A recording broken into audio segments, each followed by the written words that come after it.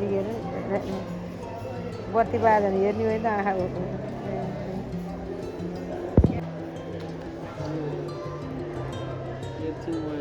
यो बच्चा लाउने के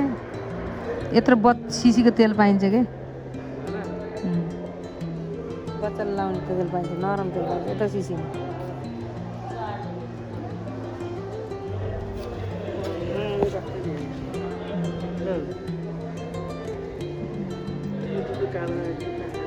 खेलेर नि त खेलेर धुँदो रहेछ अहिले खाना खोजेर ए थुत्ना हात हालेर अहिले खाना खोजेर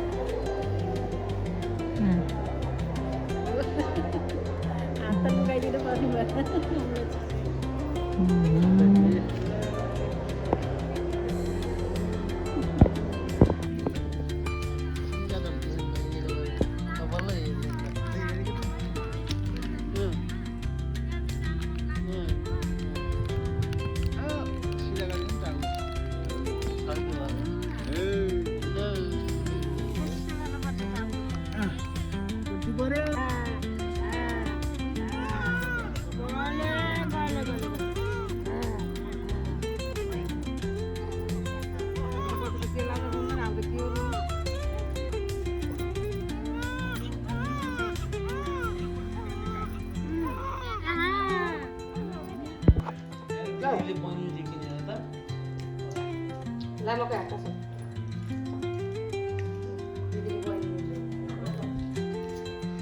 यसले बहिनीले फोटो खिचिया त खै यता त यसमा फोटो खिचिदिनु त्यो बहिनीसँग चिटिक्क बाज यता हेर बहिनीले फोटो खिचिया है तिम्रो त फर्का अंकलतिर हेर मुख अनि ठुली भएपछि मैले यसरी लिए थिएँ सोइदन लोइया सुत्दैन दशक अस्ति हो सोइदन ला काहा सुताएर ल्याएको दशक यसमा कति राम्रो लिन जान्दिनँ मैले राम्रो लिन जान्दिनँ उसले हेर्न कता अहिले राम्रो चाहिँ भाइले लिएको बानी परिसक्यो जस्तो हेर्नु यस्तो मिलाएर अहिले वो दिदी भन्दा भाइ ठुलो भयो नि पहिला जान्थे भाइ पहिला दिदी भन्दा भाइ ठुलो अहिले त भाइ ठुलो भइसक्यो अनि हुन्छ आफै खेली छान्ने रोइन दिदीले ताली बजाएको त रोइहाल्यो नि त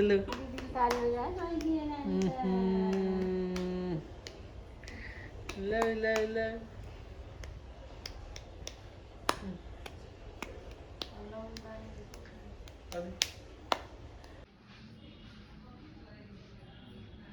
खाटी सुकिसक्यो दुधमा खाँदाखेरि भयो नि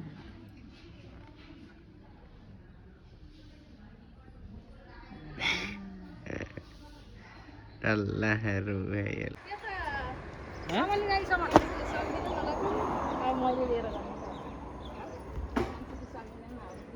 हाम्रो प्यारे लक्ष्मी मेरो फुन्टे आइसकिने घर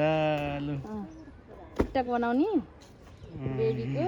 कानरमा राखेको देखिस् त पेपर यहाँ गएर हेर न कस्तो गरिछु ल उताबाट खिच्न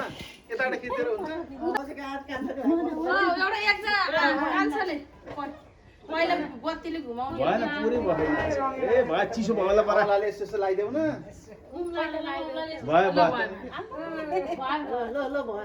पहिला खुट्टाले यहाँ हो अनि त्यहाँबाट पेपरमा लज्जा अनि लक्ष्मी भित्र बत्तीले पहिला यस्तो गरिदेऊ न आमा बत्तीले जानु परेन तिमीले पनि त्यहाँ हेरी हेरी जाने त यही अब बल्ल हामी भित्र पाउने हो जानु पर्यो के बाले कान्छीलाई र यो उलाई नानीलाई टाउकोमा यसो निकाइदेऊ बत्तीले त्यो समात्नु त म लिएर आउँसँगै ल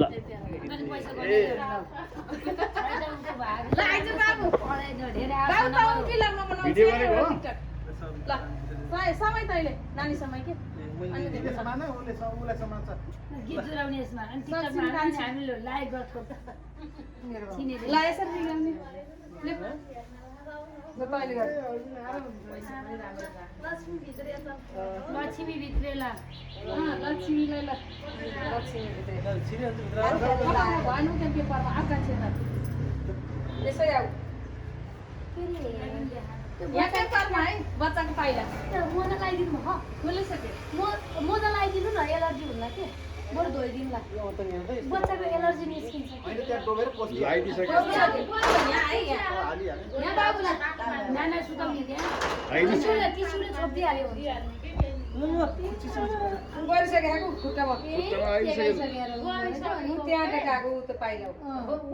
यो उयो गर्नु नयाँ यो पेपरमा गर्ने पेपरमा उठा नि त यो पेपरमा तँ उठा त यसमा हालेर छ नि ल भइसक्यो भइसक्यो कि भइसक्यो भयो भित्र अब आउ कान्छे अब पखालिदिइहाल्नुपर्छ ल खुट्टा पोछिहाल्ने भर्खरै त उसै न्यापकिनले पोसिहालौँ त चिसो हुन्छ नि त त्यसो पुस्ति भएन एलर्जी निस्किन्छ क्या अनि त्यही भएर अहिले तातो पानीले हल्का तातो पानी गरेर पस्छ